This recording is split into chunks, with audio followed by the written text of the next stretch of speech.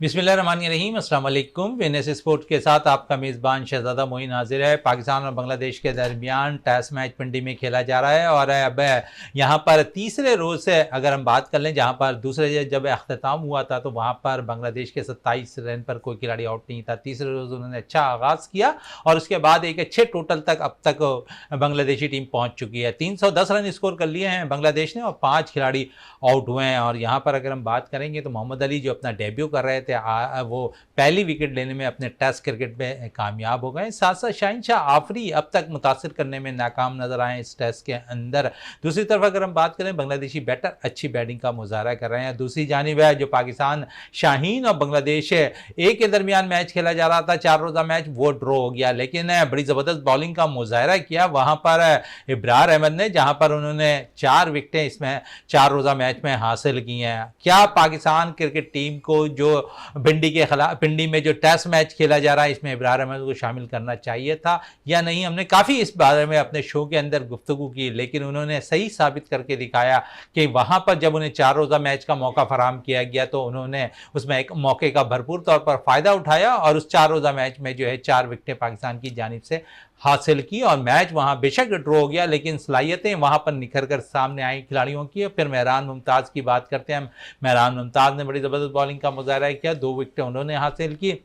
गुलाम मुदस्सिर ने अच्छी बॉलिंग का मुजाहरा किया और 2 विकेटें उन्होंने भी हासिल की। और बैटिंग की अगर बात करें तो 34 रन की बारी खेलने में कामयाब हुए कामरान गुलाम है, जिन्हें हम अपने मिडिल ऑर्डर के हवाले से काफ़ी बातें करते हैं उसको कि पाकिस्तानी टीम में होना चाहिए ताकि मिडिल ऑर्डर और मुस्तहकम होता हुआ दिखाई दे। इस पर अगर हम बहुत सी चीज़ें अपने शो के अंदर बात करेंगे। इस टेस्ट मैच के हवाले से आया अब तक 3 रोज़ के अंदर हमने देखा कि यहाँ पर तेज़ बॉलर को कहीं पर भी हेल्प होती हुई दिखाई नहीं दे रही विकेट से, सिवाय शुरू के जब बांग्लादेशी कप्तान ने टॉस जीता और फिर जब पाकिस्तान को बैटिंग करने की दावत दी, जब पाकिस्तान के 16 रन पे 3 खिलाड़ी गिर गए तो उस वक्त ऐसा लगता था कि इस विकेट के ऊपर जो है फास्ट बॉलर बहुत कारआमद होते हुए दिखाई देंगे, लेकिन ऐसा नहीं हुआ। और उसके बाद पाकिस्तान के जबरदस्त बैटिंग का मुजाहरा करते दिखाई दिए वहां पर सऊद शकील, जिन्होंने बड़ी जबरदस्त बैटिंग का मुजाहरा किया, 141 रन स्कोर किया और उनका भरपूर तौर पर साथ दिया विकेट कीपर बैटर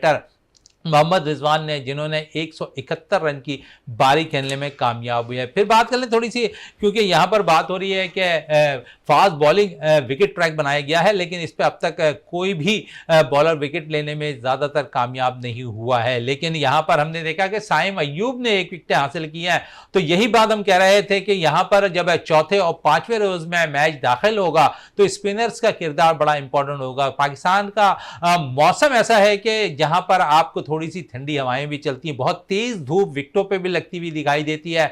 जो विकेट तीसरे, चौथे और 5वें रोज हम देखते हैं पाकिस्तान के अंदर लाख तेज विकेटें बना दी जाए, घास जरूर ऊपर लगा दिया जाए, लेकिन विकेट जो है फटती हुई दिखाई देती है, जहां पर चौथे 5वें रोज जो है स्पिनर अपना रोल अदा करते हैं। तो यहां अब देखना है कि जहां पर साइम अय्यूब ने 1 विकेट हासिल किया है वहां पर कितनी जरूरत थी इब्रार अहमद को खिलाने की, जो पाकिस्तानी मैनेजमेंट, सिलेक्शन कमेटी और पाकिस्तानी कप्तान ने वहां पर उनको ना शामिल कर की। और साथ साथ जब उन्हें 4 रोज़ा मैच के लिए भेजा गया तो उस 4 रोज़ा मैच के अंदर हमने देखा कि वहां बड़ी जबरदस्त बॉलिंग का मुजाहरा किया और बांग्लादेश ए के खिलाफ उन्होंने 4 विकेटें हासिल की। इसी पे मजीद और भी बात करेंगे जावेद इकबाल भट्टी साहब से। जावेद साहब, तेज विकटें शायद ये अब ड्रामा पाकिस्तान से ख़त्म हो जाना चाहिए और जो क्यूरेटर भी आता है वो ये कहता है कि पाकिस्तान की विकटें हम बहुत तेज़ बना देंगे। आपने 4 फास्ट बॉलर खिला दिए टीम के अंदर, गो के अब तक फास्ट बॉलर्स ने विकटें ज़रूर हासिल की हैं इस विकेट के ऊपर, लेकिन यहाँ पर रोल चौथे और 5वें रोज़ स्पिनर्स का नज़र आ रहा है। जब साइम अय्यूब विकेट ले सकता है, मेहदी उधर विकटें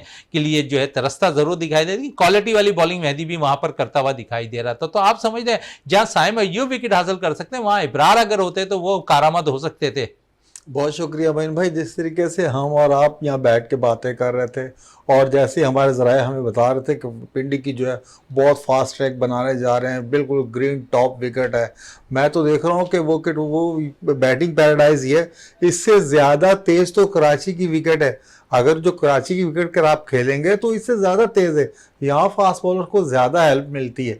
और वो पहले दिन जो थोड़ा सा वो बारिश की वजह से जो मॉइस्चर था, वही जो 3 आउट हो गए थे और थोड़ा सा पाकिस्तान दबाव में आया था। उसके बाद आपको पता है हर बैट्समैन ने आके स्कोर कर दिया। सऊद ने 141 कर दिए, रिजवान ने 171 रन कर दिए, साइम ने 50 कर दिए। और अब देखिए जब बांग्लादेश की बैटिंग आई है तो हमारे पास तो दुनिया के बिल्कुल तेज बॉलर दोनों, शाहिन शाह अफरीदी है, नसीम शाह वहाँ कुछ नहीं कर पा रहा। और शाहिन अफरीदी को तो अभी तक 18 ओवर्स करा लिए, एक विकेट नहीं ले सके। खुर्रम शहजाद ने 2 आउट किए और मोहम्मद अली को 1 विकेट मिली। जिस तरीके आप स्पिनर की बात करते हैं, देखें अगर वहाँ साइम 1 आउट कर सकता है, तो अगर आप जेन्युइन स्पिनर अगर टीम में अबरार होता या मेहरान मुमताज होता, आपको कल जो है ना स्पिनर्स की याद आएगी। क्योंकि आपको पता है कि हमारा जो मौसम है पाकिस्तान और खासकर पिंडी में, अभी क्रैक्स जो विकेट पे पड़ना शुरू होंगे, उसके बाद हो सकता है चौथे दिन के एंड में जो आखिरी सेशन होगा उसमें फास्ट बॉलर को भी विकेट हेल्प आउट करेगी। लेकिन अगर आपके पास जेन्युइन स्पिनर होता तो आप जो है इस पोजीशन पर ना होते। देखिए बांग्लादेश ने अभी 5 प्लेयर आउट हुए, 310 रन तो स्कोर कर लिए उन्होंने, 4 प्लेयर उनके 50 कर चले गए। बल्कि अभी तो 2 तो नॉट आउट है, मुशफिकुर रहीम भी 51 पे नॉट आउट है और लुटन दास भी नॉट आउट है 50 पे। तो देखें अगर उनकी पार्टनरशिप इसी तरह चलती रही तो अभी तो हम समझ रहे हैं कि मैच जो है सिर्फ ड्रॉ की तरफ जा रहा है या पाकिस्तान जीत रहा है। नहीं, बांग्लादेश के भी उतने ही चांस है। अगर बांग्लादेश जो है आज का दिन सरवाइव कर जाता और कल दोबारा बैटिंग करता, अगर वो हमारे स्कोर से जैसे 448 रन है, अगर वो 500-550 रन बना लेता है, तो आप ये देखिए कि इस टेस्ट मैच में एक नई दिलचस्पी जो है पैदा हो जाएगी। और तमाशाइयों के लिए मेरे ख्याल हफ्ता और इतवार को जो है वैसे ही स्टेडियम फ्री है। अच्छा, क्योंकि आपने तमाशाई की बात छेड़ दी है तो हमने देखा कि थोड़ी सी तादाद स्टेडियम में जरूर नजर आ रही है, एंजॉय कर रहे हैं क्रिकेट को आकर। एक अच्छा शगुन आप कह सकते हैं कि स्टेडियम में जो है शायकीन क्रिकेट मौजूद है। बिल्कुल मोइन भाई, जिस तरीके से टेस्ट मैचेस में तमाशाइयों की तादाद कल नजर आ रही थी पिंडी में, और जैसे अब आगे जो कल भी जो फ्री है आपको पता है, और इतवार वाले दिन भी नहीं, यानी कि दोनों दिन जो अगले जो है टेस्ट मैच के और फ्री ऑफ कॉस्ट है, आप स्टेडियम में जाएं, फैमिलीज के साथ जाएं, फैमिलीज के लिए अलग इनक्लोजर हैं। और जितने भी पिंडी में रहने वाले शायकीन, इस्लामाबाद में रहने वाले, उनको चाहिए स्टेडियम में जाकर जो अपनी टीम को सपोर्ट करें और वहां जाके एक अच्छी क्रिकेट देखें। स्टारों से सजी हुई पाकिस्तान की टीम और बांग्लादेश की टीम है, तो तमाशाइयों को चाहिए कि इसका फायदा उठाएं और स्टेडियम फिल कर दें। स्टेडियम फिल करते हैं। और थोड़ी सी बात, क्योंकि इस वक्त मैच जारी है और पाकिस्तान के बॉलर्स की अगर थोड़ी बात करें, हम तमाम ही बॉलर से शान मसूद ने अपने तेज़ रफ्तार बॉलर से बॉलिंग कराई है, लेकिन आपको लग रहा है कि स्टेमिना की कमी अभी भी आपके फास्ट बॉलर्स के अंदर नज़र आ रही है। नसीम शाह मुकम्मल रिदम के साथ बॉल करते हुए नज़र नहीं आ रहा कि 13 माह के बाद अब टेस्ट क्रिकेट में वापस आए।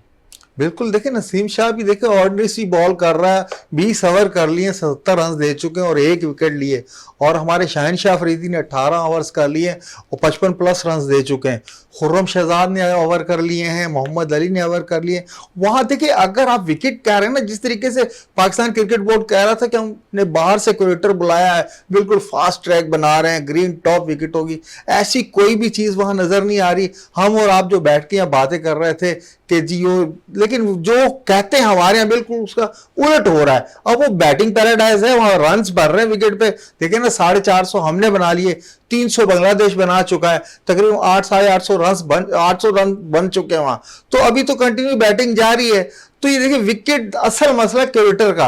आप पाकिस्तानी क्रिकेटर उनसे बेहतर विकेट बना सकते हैं क्योंकि वो यहाँ मौसम। अच्छा, मौसम का बड़ा अमल दखल होता है। जावेद साहब, आप समझते हैं कि अगर हम जहां पर फास्ट बॉलर पर इनिसार कर रहे थे कि पाकिस्तान को फास्ट बॉलर मैचेस जितवा कर दे देंगे टेस्ट मैच के अंदर, लेकिन यहाँ अब तक पहले इनिंग जारी है बांग्लादेश की, कोई मुतासिर करने में ना ही पाकिस्तान के फास्ट बॉलर नजर आए हैं ना ही बांग्लादेश के फास्ट बॉलर, सिवाय वो शुरू के स्पेल जो जब टॉस जीतने के बाद ठीक है, उसके बाद अब हम देखते हैं कि कोई भी ऐसी चीज नजर नहीं आई विकेट के अंदर मौजूद। तो इससे बेहतर नहीं होता कि हम स्पिन ट्रैक बनाते हैं। आपके पास इब्रार मौजूद थे, मिस्ट्री स्पिनर मौजूद थे, या फिर आप दोनों तजुर्बाकार स्पिनर्स को टीम में शामिल कर सकते थे। नुमान अली आप खिला सकते थे, साजिद अली को आप खिला सकते थे, दोनों का पेयर अच्छा था। इब्रार आप उसके साथ खिलाते, स्पिन ट्रैक अगर बनाकर आप आसानी उन पर वार कर सकते थे। लेकिन आपने वही खतरा मोल लिया कि बांग्लादेश के पास दो ऐसे जीनियन स्पिनर्स हैं, शायद उसकी बिना पर उन्होंने तेज विकेट बनाई और इस तेज विकेट का ये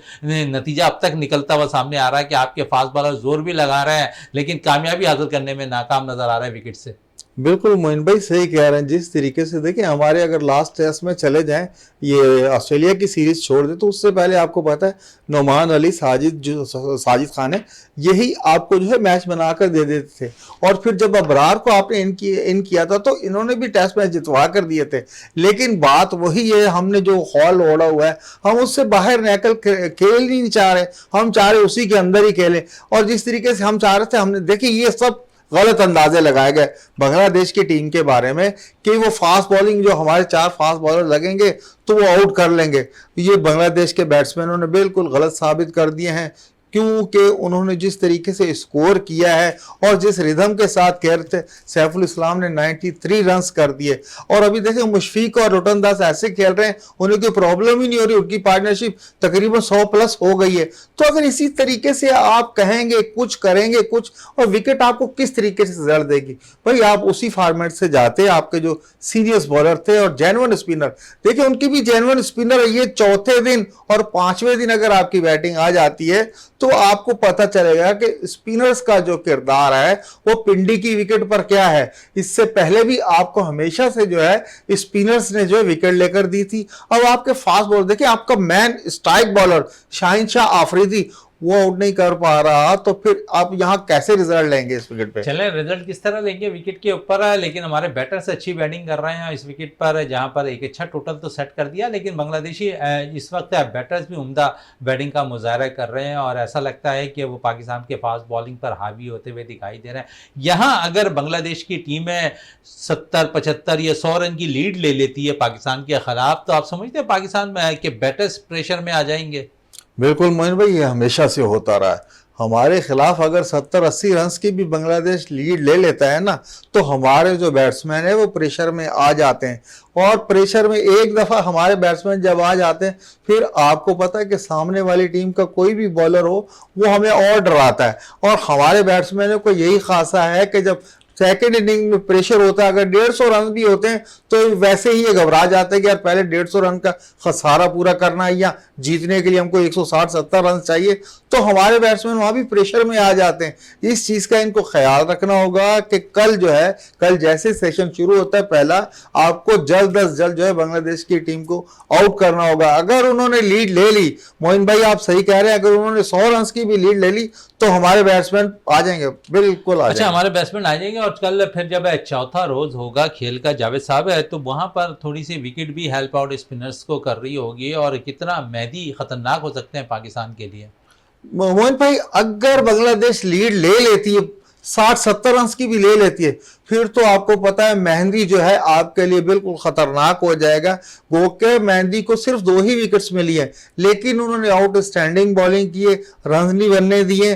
तो यही है, जब रन नहीं बनेंगे और जब आप प्रेशर में होंगे, सामने आपको स्कोर बोर्ड पे नजर आ रहा होगा कि आपके 70-80 रन की लीड है, पहले हमने वो उतारने फिर टारगेट देना है, तो इस प्रेशर में मेहदी और आपको पता है शकीबुल हसन, वो दोनों सीनियर्स बॉलर हैं। और शकीब जो है पहले इनिंग में बॉलिंग उन्होंने बहुत अच्छी करी, लेकिन अनफॉर्चुनेट उन्हें विकेट नहीं मिल सकी।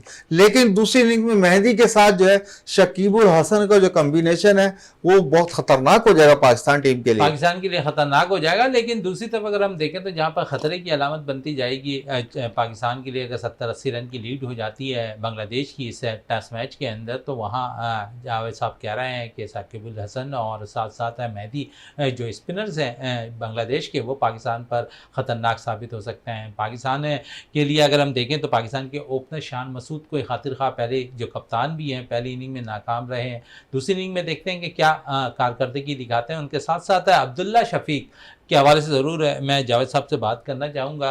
अब्दुल्ला शफीक एक ऐसा बैटर है जो, अगर आप समझते हैं कि बाबर आजम की तरह जो है वो उनके पास वो शॉट्स हैं जो बाबर आजम के पास है मौजूद हैं, तो अब्दुल्ला शफीक का भी रन करना बहुत ज़्यादा ज़रूरी आप समझ रहे हैं इस टेस्ट मैच के अंदर। गो के साइम ने अच्छी इनिंग खेली, 56 रन की, लेकिन एज ए ओपनर आपको लंबी बारी खेलनी है टेस्ट मैच के अंदर, आप जल्दबाजी नहीं कर सकते। और हमने देखा साइम ने भी जल्दबाजी की है 56 रन की इनिंग खेलने के बाद। बिल्कुल मन भाई, अब्दुल्ला शफीक जो है उसकी टेक्निक और उसका जो खेलने का स्टाइल है तकरीबन बाबर से ही मिलता जुलता है। बल्कि कहीं जगह तो ऐसा आकर लगता है कि वो बाबर से भी अच्छा जो है खेल सकता है। लेकिन उनका जो कल पहले दिन जो कैच हुआ था वो आउटस्टैंडिंग कैच था जो तीसरी स्लिप में हो गया था। ऐसे कैच कभी कभी पकड़े जाते हैं, लेकिन ये कि अब्दुल्ला शफीक के भी प्रेशर होगा और उनको स्कोर करना होगा। और जिस तरीके से कप्तान की आपने बात की शान मसूद की, तो शान मसूद पे भी प्रेशर होगा। गो के उनका जो आउट था वो मेरे हिसाब से भी मुतनाज़ा था। बॉल जो थे वो बल्ले से नहीं लग रही थी, वो बैट के ऊपर थाई पे लग रही थी, लेकिन खैर वो तो अंपायर का फैसला है। लेकिन ये कि जाहिर है इसकी वजह से अब्दुल्ला शफीक, शान मसूद और दोनों ही प्रेशर में होंगे। लेकिन सबसे ज़्यादा प्रेशर होगा हमारे जो है किंग पर, क्योंकि वो पाकिस्तान में पहली दफ़ा मेरा ख्याल होम सीरीज़ में जो है 0 पे आउट हुए हैं और तकरीबन साल में तीसरी दफ़ा या पहली दफ़ा यहाँ पाकिस्तान में आउट हुए हैं। तो बाबर आजम पे भी प्रेशर हो जाएगा। पहली दफा बाबर आजम 0 पे होम हाँ, सीरीज के अंदर आउट हुए हैं। हाँ, और ये बाबर आजम नहीं, बाबर आजम का शायद हम समझते हैं कि किस्मत है कि देवी मेहरबान टेस्ट मैचेस के अंदर नजर नहीं आ रही है। लास्ट उन्होंने 41 रन की बारी खेली है, लेकिन उसके बाद कोई लंबी बारी खेलने में नाकाम नजर आए हैं। और मुसलसल 2021 से वो कोशिश कर रहे हैं कि टेस्ट मैचेस में अच्छे रन करते दिखाई दे। लास्ट से उन्होंने जो सीरीज़ खेली ऑस्ट्रेलिया के खिलाफ 20 रन की एवरेज थी उनके पास और 41 हाईएस्ट स्कोर था। उनको भी अब टेस्ट मैचेस के अंदर अपने रन करने की ज़रूरत है, वरना अगर देखें तो इस वक्त मिडिल ऑर्डर पर पाकिस्तान के पास बहुत से ऐसे बैटर हैं जो मुंतजिर बैठे हुए हैं डग आउट पर कि उन्हें मौका मिले और वो अपने बेहतरीन परफॉर्मेंस दिखाते हैं। बाबर आजम के हवाले से क्या कहेंगे? किंग है बेशक है और नो डाउट एक बड़ा बैट्समैन बैटर है इस वक्त बाबर आजम, लेकिन रन ना करना 2 साल से और फिर भी टीम में मौजूद रहना टेस्ट मैचेस के अंदर, आप समझते हैं कि किसी यंग प्लेयर का वो हक मारते दिखाई दे रहे हैं? मोइन भाई हक का तो बाद में जाएंगे, लेकिन ये है कि बिल्कुल आप सही कह रहे हैं। बाबर आजम जो पिछले साल से मकसद उनकी जो औसत मेरे ख्याल रन रेट एवरेज है वो 37.16 है। तो इस हिसाब से इतना बड़ा बैट्समैन जब टेस्ट मैचेस में इस एवरेज से खेलेगा, जाहिर है सवालिया निशान तो बनता है। डग आउट में आपको पता है कि कामरान गुलाम भी बैठा हुआ है, साहबजादा फरहान को भी अगर आप चांस देते हैं तो वो भी खेल कर दे देंगे। लेकिन ये है कि हमारा किंग है, पाकिस्तान का सबसे बड़ा बैट्समैन है, टेक्निक भी बहुत अच्छी है और हो सकता है कि अगर जब दूसरी बारी आए तो वो कोई बड़ी इनिंग्स भी खेल सकता है। क्योंकि बाबर आजम के बारे में आप ये नहीं कह सकते कि वो नहीं खेल सकता।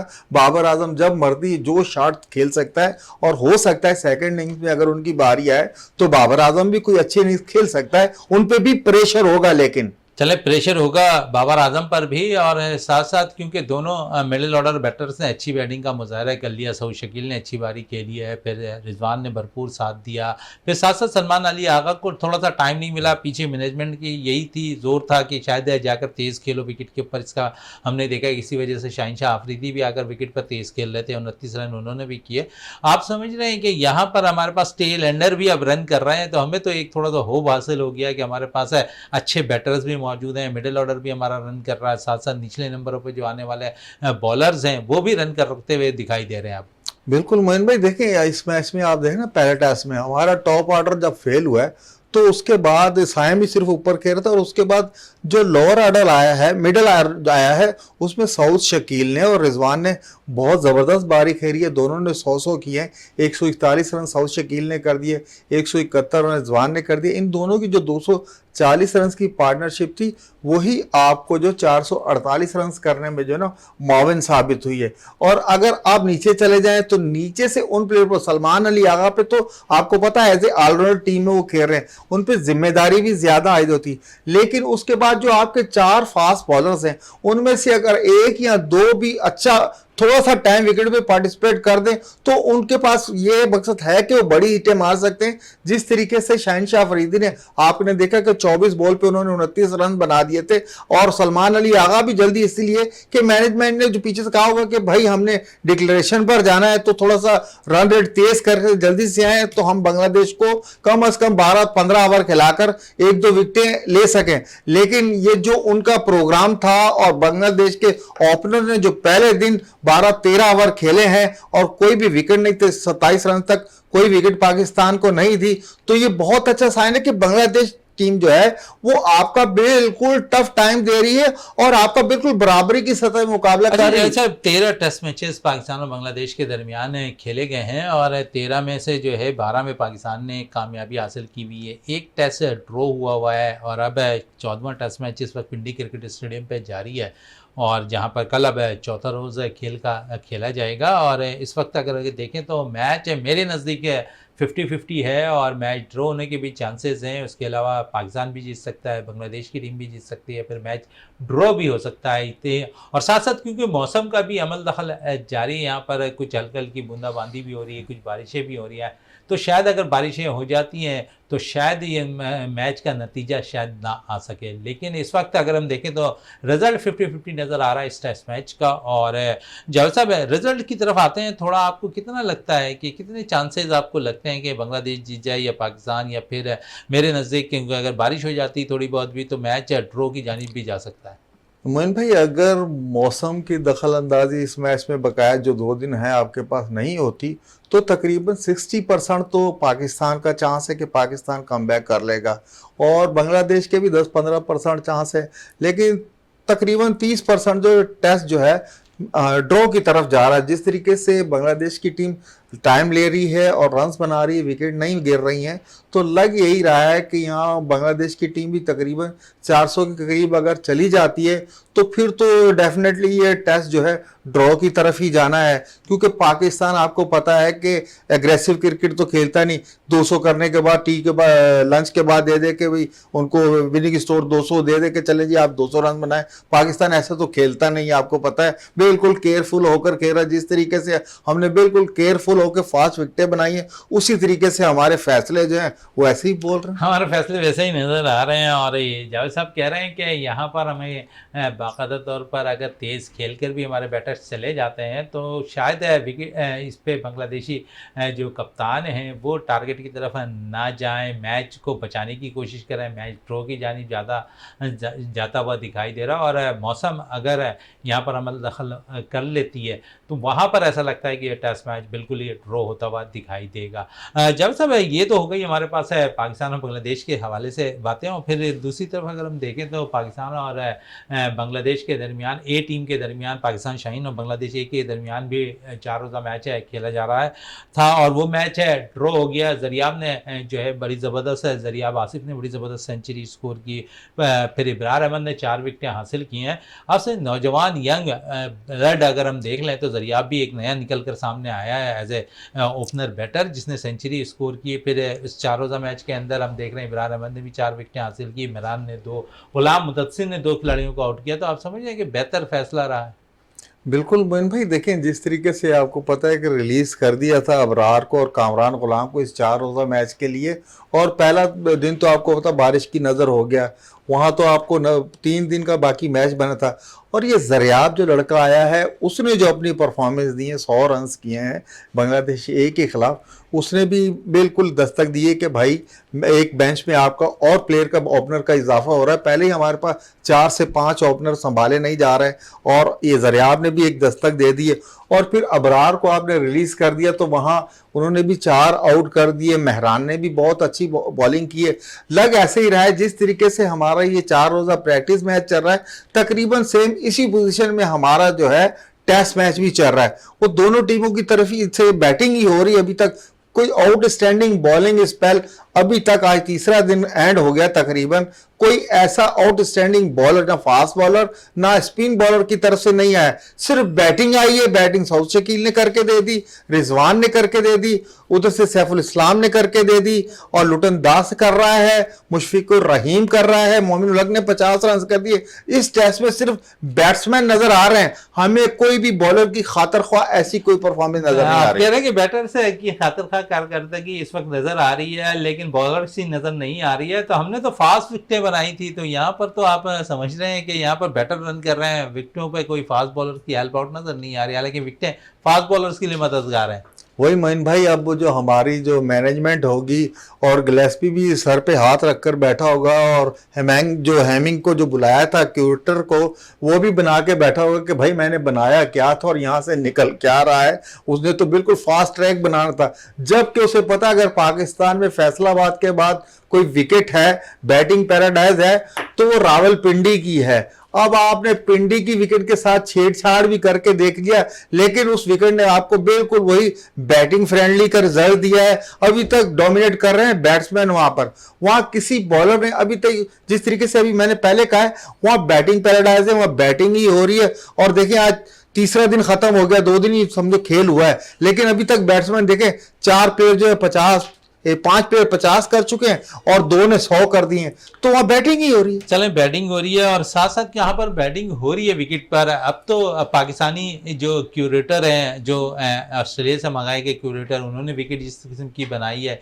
ये भी एक सवालिया निशान अब बनता दिखाई देगा, क्योंकि शोर आपने मचा दिया था कि फास्ट विकेट इस वक्त यहाँ पर पिंडी की होगी, और इसी बेस पे कप्तान शान मसूद ने और मैनेजमेंट ने 4 फास्ट बॉलर यहाँ खिलाए। अगर उन्हें पता होता कि थोड़ी सी हेल्प आउट यहाँ पर थोड़े बहुत स्पिनर्स को मिलेगी या थोड़े से कम रफ्तार वाले बॉलर को मिलती दिखाई देगी, तो यहाँ पर वो अगर शामिल कर लेते उनको स्पिनर्स को, तो सूदमंद साबित हो सकता था। बिल्कुल मोइन भाई, सूदमंद साबित हो सकता था। आपको पता है, अबरार हो गया, नुमान हो गया, साजिद हो गया, मेहरान मुमताज हो गया, इनके क्रेडिट पे विकटें हैं, और टेस्ट मैच में आपको जेन्युइन स्पिनर की जरूरत होती है। देखिए ना, अब साइम अयूब को देख ले, पार्ट टाइम है, उसने 1 प्लेयर आउट कर दिया। अगर इसकी जगह इसके साथ अबरार अहमद भी होता है, इनकी जब कॉम्बिनेशन बनती तो आपको विकेट तो डेफिनेटली मिलती थी। सलमान अली आगा भी बॉल कर रहा है, और फिर आपकी मैनेजमेंट को ये पता चल गया है, आपकी मैनेजमेंट को ये पता चल गया है कि हमने ये बिल्कुल जो फैसला किया था 4 फास्ट बॉलर के साथ जाना, भाई जो रिजल्ट आप विकेट से चाह रहे थे, जो क्वार्टर आपको बता रहा था या गिलेस्पी बता रहा था कि बिल्कुल फास्ट ट्रैक है, हम 2 दिन में जो है टेस्ट मैच खत्म कर देंगे हमारे 4 फास्ट बॉलर, आप वहां देख ले कि वहां बिल्कुल बैट्समैन जो है वही रन करते हैं। भाई एक स्पेल बता दे पूरे टेस्ट में, अभी तक ये तीसरा दिन चल रहा है, कोई भी बॉलर कामयाब नहीं हुआ, तो ये तजर्बा बुरी तरह फ्लॉप हो गया। ये पाकिस्तानी क्रिकेटर, ये जो बाहर से आपने क्रिकेटर बुलाया, उससे अच्छी विकेट बना सकते हैं, लेकिन आप हौसला तो पकड़ें, उन्हें आप बिल्कुल इख्तियारात दें कि भाई हमें फास्ट ट्रैक बनाए, हमारे ऐसे ऐसे सीनियर क्रिकेटर हैं कि वो आपको इससे भी तगड़ी विकेट बनाकर दे सकते हैं। लेकिन यह है कि आपने वही बाहर पे सारा इंतजार किया हुआ है। गिलेस्पी ने कह दिया कि भाई क्रिकेटर जो है बाहर से मंगवा दे तो मैं ये रिजल्ट दे दूंगा, मैं वो रिजल्ट दूंगा। अब जवाब देगा गिलेस्पी। लेकिन विकेट तो हमें सूदमंद साबित होती हुई नजर नहीं आ रही फास्ट बॉलर्स के लिए, और बैटर्स के लिए जन्नत करार दी जा रही है, जहां पर बैटर्स रन भी कर रहे हैं, रन उगल भी रहे हैं अपने बल्ले से, और इस बल्ले से रन उगलने के साथ साथ कई रिकॉर्ड्स है, अगर रिजवान अपने नाम कर रहे हैं, सऊद शकील अपने नाम करते हुए भी दिखाई दे रहे हैं। तो बड़े, अगर रिजवान की और सऊद शकील की बात करें तो ये पेयर भी पाकिस्तान का बड़ा रिकॉर्ड बनाता दिखाई दे रहा है। फिर सऊद शकील की अगर मैं बात कर लूँ तो जिस तरह उन्होंने अपनी लंबी बारी अब खेलते नज़र आ रहे हैं टेस्ट मैचेस के अंदर, इससे कबल उन्होंने तेज़ तरीन आपके पास निफ सेंचुरी स्कोर करने वाले रहे, फिर अब तेज़ तरीन 1000 रन स्कोर करने वाले बैटर्स बन गए हैं टेस्ट मैचेस के अंदर। तो एक अच्छा आप समझते हैं कि हमें बैटर मिडिल ऑर्डर पर मिल गया, फिर साथ साथ आप एक जिम्मेदारी भी सऊद शकील को आपने दी हुई है नाइब कप्तानी की, तो आप समझ रहे हैं यहाँ नाइब कप्तानी बड़ा इंपॉर्टेंट रोल अदा कर रही है सऊद शकील के लिए। बिल्कुल मोहित भाई, ना सिर्फ आपको एक बेहतरीन मुस्तनद बैट्समैन, आपको पता है सबसे अच्छी टेक्निक जो इस टाइम पे लेफ्ट हैंड बैट्समैन है पाकिस्तान के पास, सऊद शकील की है। और सबसे बड़ी बात, जिस तरीके से आपने कहा कि वो जिम्मेदारी लेकर खेल रहे थे, जब वो विकेट पर आए थे तो आपको पता था 3 आउट हो चुके थे, और उसके बाद उन्होंने आकर जो मैं तो कहूँगा आप कह रहे वाइस कैप्टन, उन्होंने कैप्टन इनिंग्स जो खेली है, वाइस कैप्टन तो वो टीम में थे, लेकिन मैं समझ रहा हूँ उन्होंने इस जिम्मेदारी को महसूस करते हुए कि भाई मैं वाइस कप्तान हूँ इस टीम का, कप्तान तो आउट हो गया था, लेकिन उन्होंने जो अपनी बारी खेली है, अपने तहम्मुल के साथ विकेट पर डटे रहे हैं, और 141 रन की शानदार बारी खेली है, और 1000 रन जो है उन्होंने बहुत जल्दी, तकरीबन 20वीं इनिंग्स में जो है 1000 रन मुकम्मल कर लिए, और ये मैं समझ रहा हूँ। और फिर उसके साथ जो रिजवान अहमद के साथ 240 रन की पार्टनरशिप दी है, अगर इनकी पार्टनरशिप ना लगती तो मैं नहीं समझ रहा था कि आपकी बैटिंग जो है 400 क्रॉस कर पाती। ये उन दोनों का ही कमाल था, दोनों यंग थे और साउथ शकील में वो पोटेंशियल नज़र आ रही है जो एक कप्तान में होने चाहिए, जो उसके पेशेंस थे, विकेट पे खड़े होकर और डट के खड़ा था। उनने किसी बॉलर को अपने ऊपर हावी नहीं होने दिया और अपनी मर्जी के स्ट्रोक जब चाहा ग्राउंड के चारों तरफ उन्होंने स्ट्रोक खेले, चारों तरफ अपने ग्राउंड के स्ट्रोक खेले क्योंकि फास्ट बॉलिंग विकेट है। और यहाँ पर आप जावेद साहब से भी बात हो रही है, लेकिन अब तक जिस तरह फास्ट बॉलिंग की बात हो रही है तो शायद एक बॉलर पाकिस्तान का ऐसा भी था जिसने विकेटों के अंबाल लगाए और काउंटी क्रिकेट खेलने में भी मसरूफ रहा, काउंटी क्रिकेट में भी सबसे ज़्यादा विकेटें हासिल की, लेकिन पाकिस्तानी सिलेक्शन कमेटी उन पर नज़रसानी करती दिखाई नहीं दी। माजी में पाकिस्तान के लिए कई फतवात में अहम रोल अदा करते रहे मोहम्मद अब्बास। आप समझिए अब्बास का भी कैरियर अब बिल्कुल ख़त्म होता नज़र आ गया है। नज़र ना भी आए तो समझे पाकिस्तान क्रिकेट बोर्ड की तरफ से तो ख़त्म ही समझ लें, क्योंकि अबरार अहमद मोहम्मद अब्बास जो है, आपको पता काउंटी में सबसे कामयाब बॉलर था पिछले साल भी और इस साल भी विकेटें ले रहा है। और जिस किस्म की हम कह रहे हैं ना, ये रावलपिंडी की विकेट फास्ट विकेट है, इस विकेट पे अगर मोहम्मद अब्बास टीम में शामिल होते तो वो आपको विकेट लेकर दे सकता था, क्योंकि छोटे रनअप से बॉल करता है और जो दोनों साइड पे स्विंग करता है बॉल, और कीपर बिल्कुल लग के खड़ा होता है, आपको पता है उसकी स्विंग की वजह से लग के खड़ा होता है। अगर अब्बास हम तो समझ रहे हैं कि उसकी अभी क्रिकेट है टेस्ट मैचेस में, क्योंकि आप नसीम शाह, शहनशाह अफरीदी, आप टेस्ट मैचेस में जब इनको खिलाते हैं तो आप देखें जरा गौर कर, नजर आता है कि ऐसे जैसे थके थके से बॉलर बॉलिंग कर रहे हैं, इस तरीके की बॉडी लैंग्वेज उनकी नजर आती है। अब्बास को आपने देखा होगा कि अब्बास कंटिन्यू भले उससे 8 ओवर कराएं 10 ओवर कराएं, उसी रिदम के साथ बॉलिंग करता था। अगर वो विकेट कीपर को आगे बुलाता था तो मुख्तलिफ स्टाइल से बॉलिंग करता था, अगर विकेट कीपर पीछे होता था शुरू की आवाज में तो उसकी स्विंग मुख्तलिफ वैरायटी की भी बात कर रहे हैं मोहम्मद अब्बास के हवाले से। और काउंटी क्रिकेट में बड़ी जबरदस्त बॉलिंग का मुजाहरा इस वक्त भी मोहम्मद अब्बास करते दिखाई दे रहे हैं, लेकिन सिलेक्शन कमेटी की नजर अब तक अब्बास पे दोबारा पड़ती दिखाई नहीं दे रही। क्या वजूहत है कि अब्बास को दोबारा टीम में शामिल नहीं किया जा रहा टेस्ट मैचेस के अंदर, हालांकि उनकी जगह बनती भी जरूर दिखाई दे रही है। इकबाल साहब आपका बहुत बहुत शुक्रिया। प्रोग्राम का अख्ताम करते हैं इस दुआ के साथ कि पाकिस्तान में खेल और खिलाड़ी तरक्की करते रहें और पाकिस्तान का सब जलाली परचम दुनिया भर में रोशन रहे। इसी के साथ अपने मेज़बान शहजादा मोइन को इजाज़त दें। पाकिस्तान जिंदाबाद।